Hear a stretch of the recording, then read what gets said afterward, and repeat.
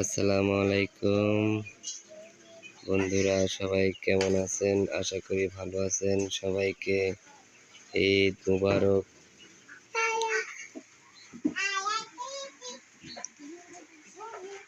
সবাইকে ঈদ মুবারক।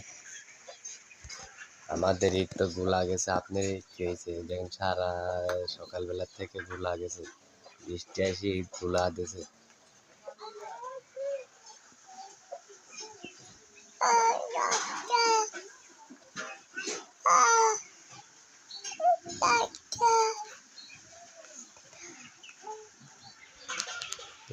ঘরে বসে ঈদ করতেছি, দেখছেন? আপনার দেশে কি অবস্থা কমেন্ট বক্সে জানাবেন।